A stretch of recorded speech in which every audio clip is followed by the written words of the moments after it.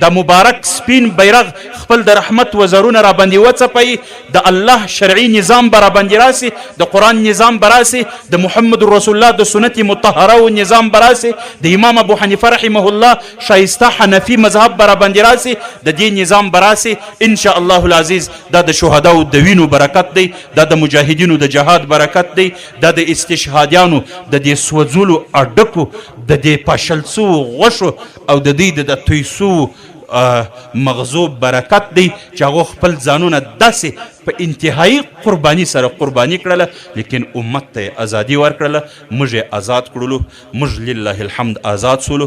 خو لیکن تاوان دې ته پېښ سو، اوس ځان جنې خلاصوی نیسي.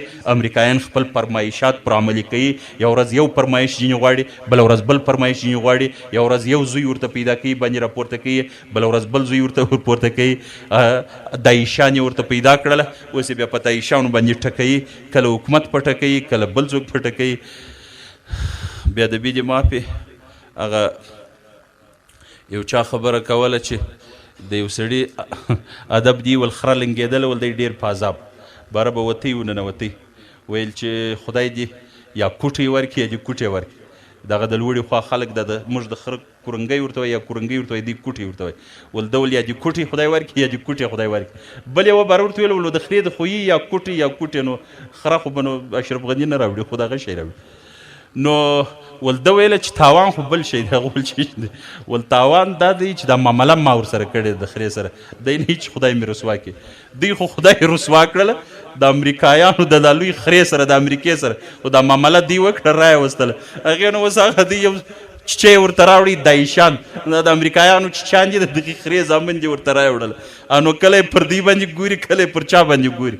نو الله جل جلاله په خپلو هغه تقریبا دسیسو کې راګیر کړله، نور به مې انشاءالله راګیري. خو د مسلمانانو څه خواهش دی، مسلمانانو ته دا وایو چې د مجاهدینو احترام وساتئ، د مجاهدینو سره کومک وکئ، او ځوانانو ته دا وایم چې د چا خبرې مه منئ.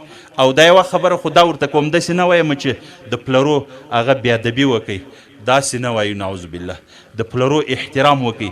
خو لیکن که پلار وایي چې جهاد ته مه ځه، احترام یې مه کوئ.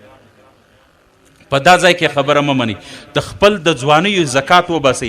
مرګ په خدای قسم که یوازې په جهاد کې دی. ډېر خلک مټران ټکر سوه، پکې مړه سوه، ډېر خلک د دې پر کورو باندې مړه سوه، ډېر خلک خپل ځوانان دي ځانونه یې پانسۍ کړه په خونه کې چې سهار دروازه ور خلاصه کړي د ځان راځړولی په پنکه باندې. ډېر خلک داسې وه چې د موره سره ادب دي، زه کله کله ګپه کوم پر یو واګۍ و خوږو چای ورسره جنګ یې مې ځان پانسۍ کړی. نو داسې مرګ یوازې په جهاد کې نه دی. ځوانانو ته دا وایو چې د خدای دین اوس تاسو ته ضرورت لري. سپین ږیري بوډاګان خو اوس ختم سوي دي، هغه خدمت نسي کولی. خطاب تقریبا اکثر تاسو ته متوجه. جهاد وکئ، د الله د دین میدان ته راووځئ، د خدای دین په خپلو ځوانیو باندې وګټئ. پاته نسلونو ته د خدای دین ور پرېږدئ. تاسې که نه یاستئ، ستاسې په عوض کې د خدای قرآن باقي پرېږدئ. د خدای قرآن نه ختمیږي. انشاءالله در قیامته پورې به ستاسو یادګار ژوندی. په امت کې به په ټول دین کې ستاسو حصه وي چې تاسې د خدای دین ته هغه قرباني ورکئ. نو ځوانانو ته دا وایو چې د الله لارې ته راووځئ. یو وارې دا سپینې پښې د الله په لاره کې تڼاکې کوئ. د ښایسته مخونو باندې د جهاد ګرځونه پرېباسئ. او د خدای پیغمبر وایي چې په کم بدن باندې د الله د لارې ګرځ پرېوتی، پر هغه بدن باندې به بیا د جهنم ګرځ نه پرېوځي. او په کومو سږمو چې د جهاد دوړه ننوتل، په هغه پزه به بیا د جهنم دود نه ننوځي. یو وارې د جهاد میدان ته راوځي. نو جهاد به کوو که بیا نه کوو؟ او سپین ږیرو ته دا وایو، څوک چې د کورو مشران یې، هغو ته وایي چې د خدای په لحاظ په کشرانو باندې پابندي مه لګوئ. دا که تاسو د جهاد راګرځوئ د مرګ په خاطر چې دا به مړه سي، بیا به خدای په داسې ځای کې مړه کړي چې ستاسو به نه امئ نه به تمئ. د شهادت د عظیم منقبت به م نه ورسېږي، جهاد ته به م نسي ولاړ، شهید به م نسي، دغسې موت به مړ سي. کومه درجه چې په شهادت کې ده چې څومره ښه سړی دغسې چې مړ سي، نو هغه درجه خو الله نه ورکوي. نو جهاد ته بچام پرېږدئ. او چې څوک مالدار یې، هغو ته وایي چې د مجاهدینو مرسته وکړئ.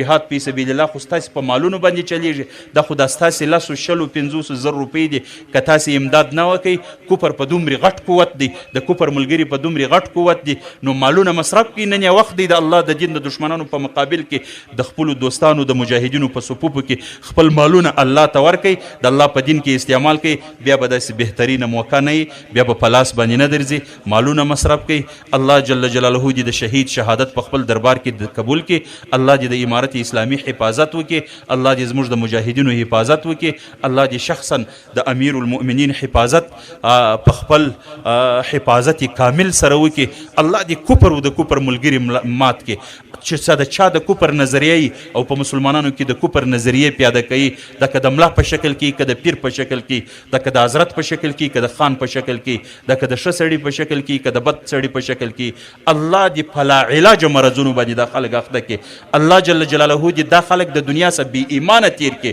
الله دې ابدي جهنمیان کړي چې څوک په دومرې حساس وخت کې د امت مسلمه دپاره دومرې قدر مشکلات پیدا کوي